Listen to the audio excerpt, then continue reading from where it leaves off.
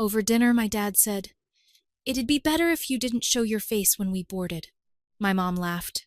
"We're trying to keep this vacation peaceful." I nodded and said, "Then I'll stay far away."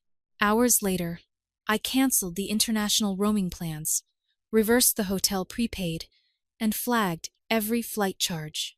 By morning, I got one message. "We're stuck. Did you do this?" I sent back a smiling emoji. And then I didn't even know they wanted to relax without me. When we first started talking about a summer trip, it was my mom who brought it up.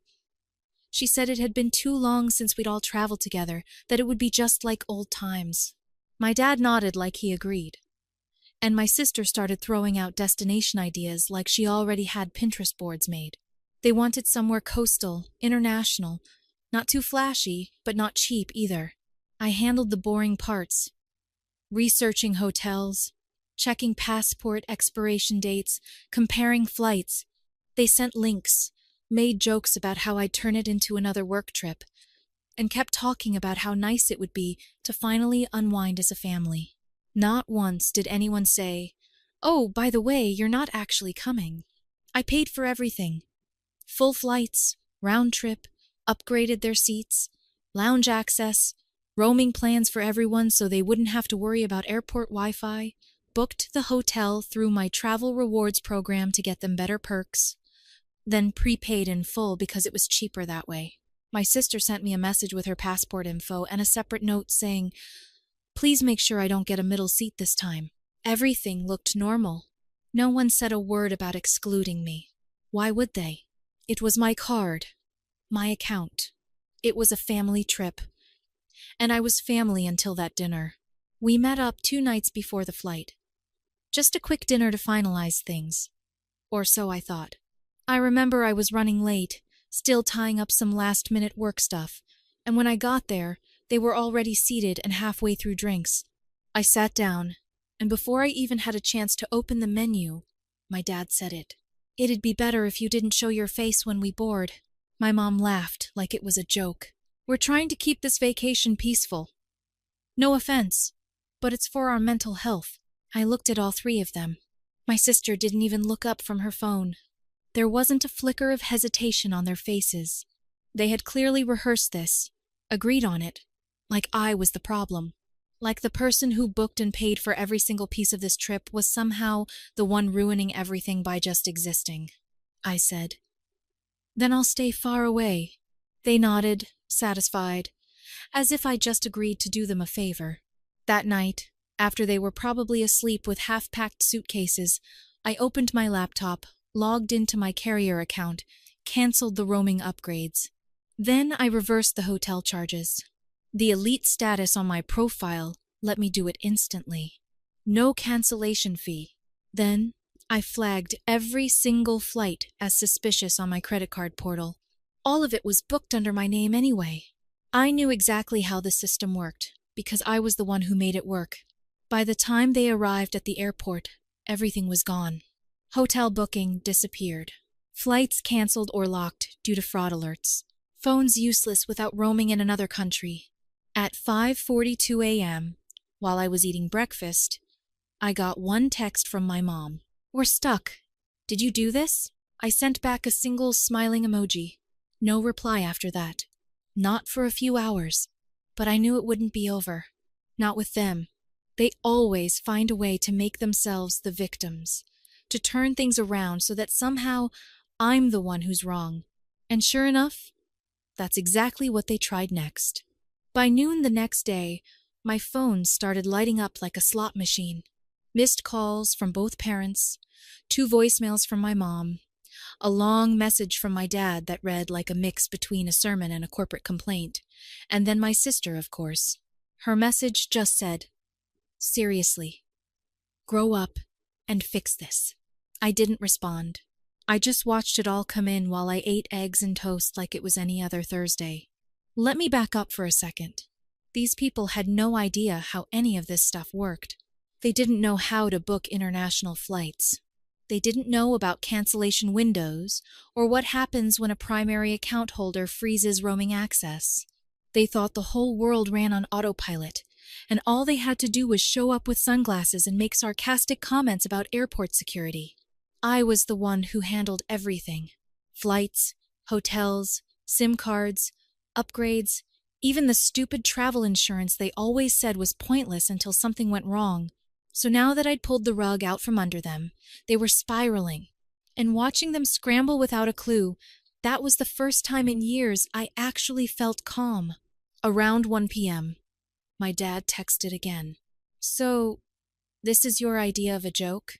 You've got problems, Audrey. Real ones. We're trying to enjoy time as a family, and you're acting like a child." A half hour later, my mom followed up. "We're stuck at the airport, and your father is about to have a panic attack. The airline says the card was reported stolen. What is wrong with you?" Still nothing from me.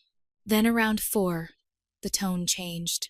My sister tried her version of diplomacy.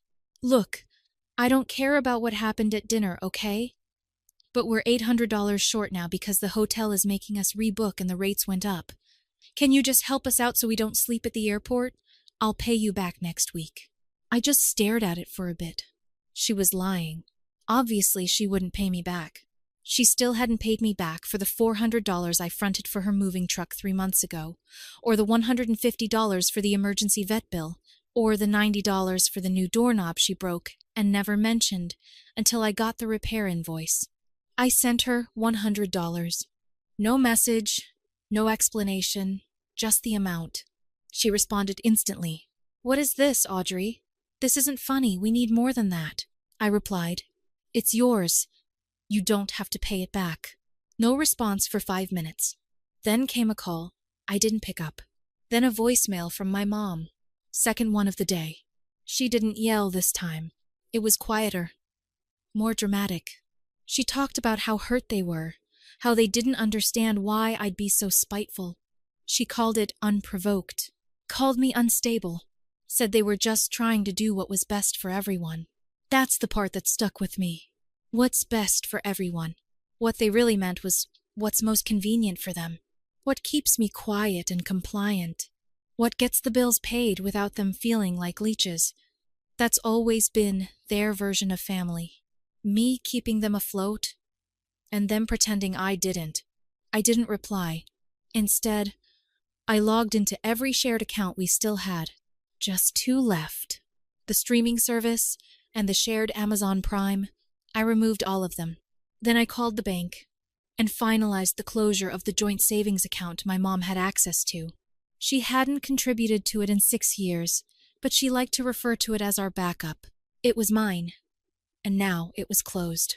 By the time the sun went down, the group chat was silent. I'd never heard them this quiet before.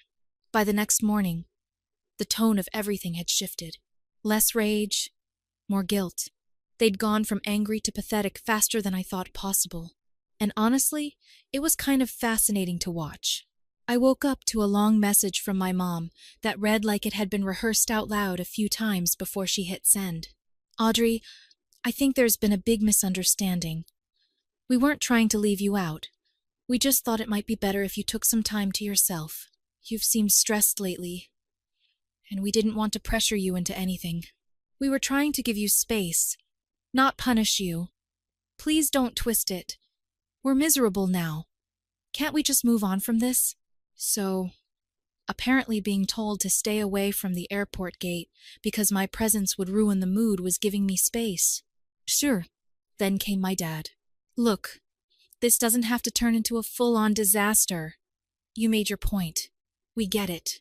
Just send over the hotel confirmation number so we can at least have a decent place to stay for the rest of the week.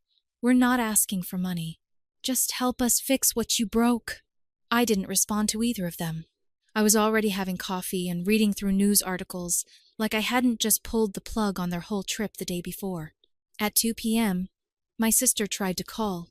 I let it ring, then watched her text pop up before the call had even finished. "Audrey, come on. This is ridiculous. You seriously canceled everything and now you're ghosting us? You think that's normal? Grow up. I'm not like them. I didn't laugh at dinner. I just didn't say anything. That's different. Please, we need help. The hotel wants $900 now. That's insane. Just send it. I'll pay you back next week. Promise. She included a crying emoji at the end, which somehow made the whole thing even more insulting. This was the same sister who once called me from her honeymoon, asking if I could send them a quick $200 because they underestimated how much the minibar would cost, who had me pay for her car's down payment because her credit was being weird that month, who thought she was entitled to $5,000 for a starter budget for her new apartment renovation. I sent her $100. Same as before. No message. No reason. Just the exact amount I thought she deserved. Barely enough to buy her time and a clear sign that it was over. She replied instantly, "What is this, Audrey? What am I supposed to do with $100? Are you seriously being this petty?" I wrote back, "That one's a gift. No need to pay it back." She didn't respond after that. Later that evening, I took a walk around my neighborhood. No destination. Just needed to get outside. My phone buzzed about halfway through. Voicemail. My mom again. She was crying, or at least making the effort to sound like she was. She said the hotel they found was awful, that the room smelled like bleach, and the staff were rude. That they'd spent most of the day trying to book a decent place, but had no luck. That this wasn't what they wanted at all. Then, she said something that stopped me mid-step. "Your sister said you're even cutting her off from the renovation funds. Her bedroom is half-painted, and there's exposed drywall. She and James have been trying to get everything finished before the baby. You know they can't afford to do it without help. So now they were bringing up the baby. I hadn't even told her yet that I stopped the renovation payments that morning. She found out the same way I found out I wasn't invited on the trip, through surprise and silence. And now they were treating it like an attack. I'd paid for the furniture, the paint, the contractors, the noise-canceling curtains, because her husband works night shifts. They'd already been planning to ask for more money for a built-in closet. I'd seen the text draft on her phone when she left it unlocked one time. She never sent it. Probably didn't need to. She assumed I'd just keep giving. Like always, I turned off my phone and kept walking. That night, I sat in bed reading and thinking about all the times I'd helped them without question. How many times I gave in just to keep the peace. How many trips, bills, repairs, and emergencies I handled like a personal assistant with a credit line. Now they were alone in a motel, with beige walls and mystery stains, acting like they'd been betrayed. Like they hadn't planned to disappear to another country without me while using my money to do it. And that voicemail, it wasn't the end of the manipulation. It was just the warm-up. By the third day, I figured they'd give up, go radio silent, soak their way through the rest of the trip, and come home with passive-aggressive energy and overdramatic stories about how the whole experience was cursed from the start. But instead, they doubled down. And things got weirder. I was midway through a grocery run when I got a message from a number I didn't recognize. No name, no photo. Just, "Hi Audrey, this is Alicia. I'm a friend of your mom's from church. She asked me to reach out. She's really upset. I know families go through things, but holding on to anger doesn't solve anything. Please talk to her." They were now outsourcing guilt, delegating emotional manipulation like it was a customer service task. I ignored it. Then my sister tried a new angle. Around noon, she sent me a photo of their hotel room. It was a cramped, dingy-looking place with 2 twin beds and a leaking AC unit in the background. The caption read, "We're sleeping with towels under the window. It's moldy in here. If something happens to Dad's breathing, that's on you." That part wasn't even subtle. They were trying to link my dad's possible health issues to me not sending money. The man smokes cigars on the back porch every evening and drinks whiskey like it's a vitamin supplement. But now, suddenly, I was a threat to his respiratory system. Then came the part I didn't expect. They posted about me publicly. My cousin sent me a screenshot from Facebook. My mom had posted one of those vague status updates, the kind that starts with, "Some people forget who stood by them through it all," and ends with, "But God sees everything." People were commenting with things like, "Praying for you," and "Family is everything. Stay strong." Then my sister jumped in and added her own post, a picture of her half-finished bedroom, complete with an unpainted wall and a pile of unopened furniture boxes.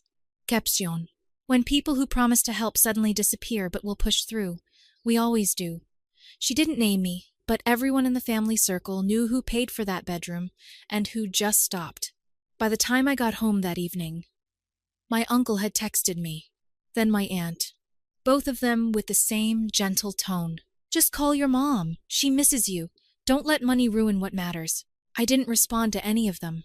Instead, I logged into the contractor portal my sister had been using and officially canceled the final 2 payments for the bedroom renovation. She'd get a call in the morning, probably pretend to be confused, maybe cry on the phone, tell James I was having a breakdown. It didn't matter. But the biggest surprise came at 10 p.m. A PayPal notification popped up on my phone. Dad's full name sent you $100 with a note. We'll pay back the rest soon. Just please help us get home. That was when I realized it wasn't just guilt anymore. They were starting to panic. Their credit cards were likely maxed. The backup plans had dried up. My mom's social circle wasn't coughing up hotel money. And now they were sending me money. My money. To try and trigger some kind of response. As if that $100 would make me feel bad enough to undo everything. I refunded it. Then I sent one final message in the family group chat, the one they hadn't dared touch since the day after dinner. This isn't punishment. It's correction. You don't get to mock me and use me at the same time. I'm not angry anymore. I'm done. And then I left the group chat. The next day, they tried something else. I knew it. They weren't done flailing. But I was done watching. By the time I left the group chat, I figured they'd stew in silence for a while. Let the embarrassment settle.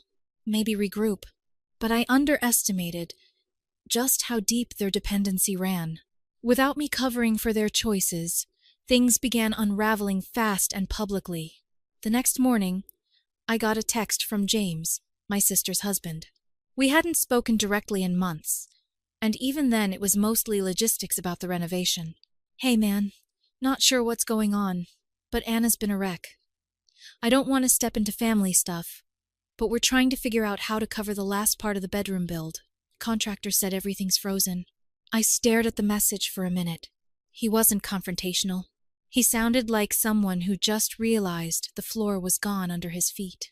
And honestly, I didn't blame him. Anna hadn't told him. She'd let him believe everything was on track, while knowing full well the money train had hit the brakes. I didn't answer. That afternoon, the contractor called me directly. He'd worked with me before on a side project, and recognized my name from the initial payment. He said, "Look, I don't know the whole situation, but the place is mid-tear down, and your sister hasn't responded since the account froze. I need to know if this job's still alive, or if I'm walking." I told him plainly it was done. No more payments were coming. He didn't sound surprised. Just said he wished someone had told him sooner. I wished the same. By evening, the dominoes were falling faster. My cousin Sarah sent me another screenshot, this time from my mom's account. She posted a blurry photo of them at the airport.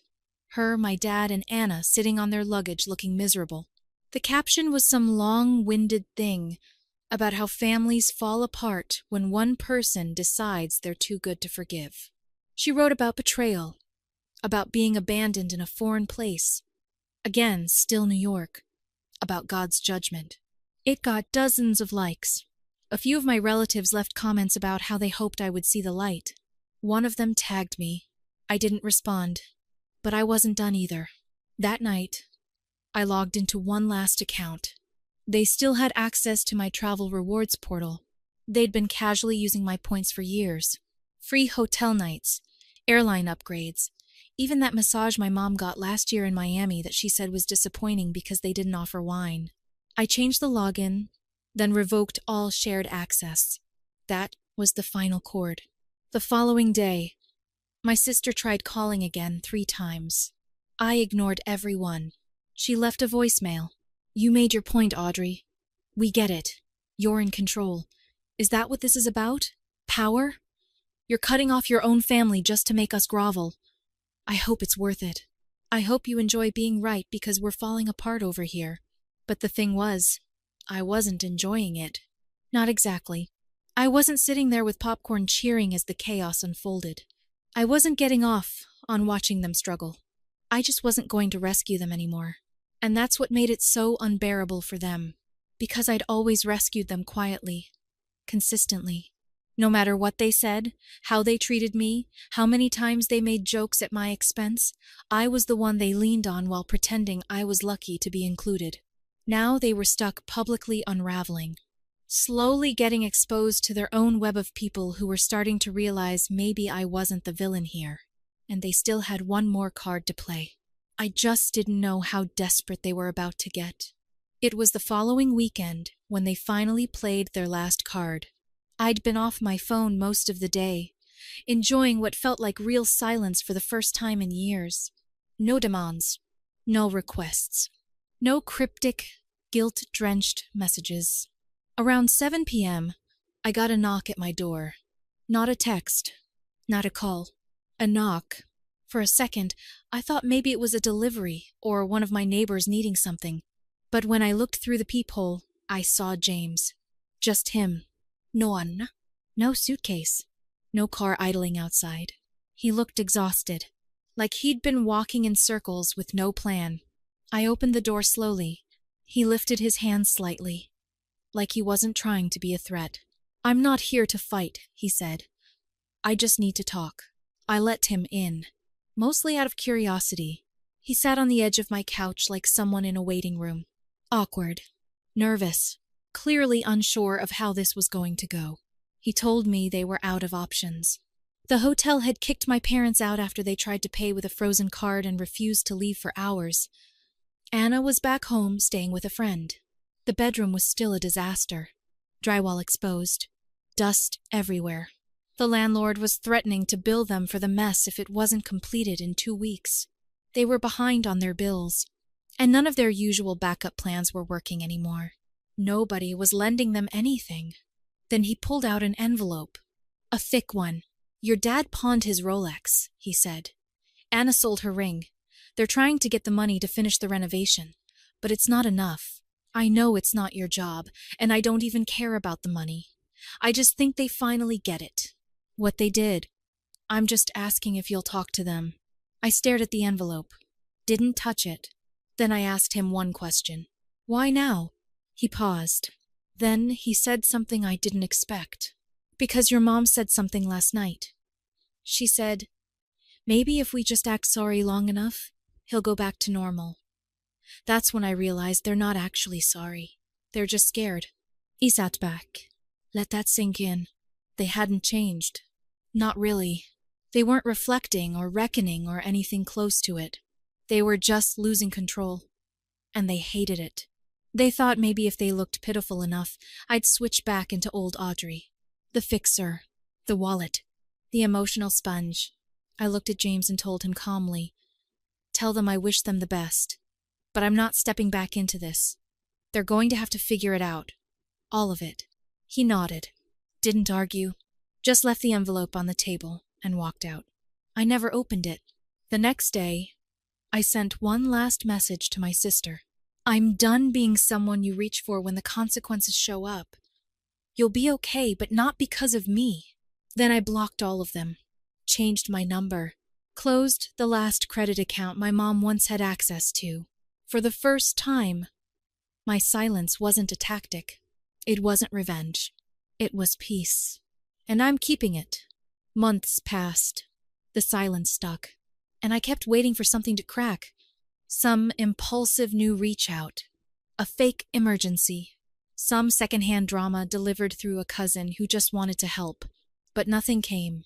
The quiet held. I focused on my own life. Got more work done in those few months than I had the entire year before. Traveled solo, something I'd always put off. Started talking to people who didn't immediately need something from me. I was sleeping better. Thinking clearer. For the first time, I didn't feel like a backup character in my own life. Then one afternoon, I got an email. No subject. From an address I didn't recognize right away. It was from a girl named Ellie, 17 years old. Said she was my cousin, technically my mom's half-sister's daughter. We met maybe twice when she was little. I wouldn't have remembered her at all. Her message was short. Hey, I know this is random, but I saw what happened with your family. Just wanted to say you weren't crazy. Everyone knew they treated you like that.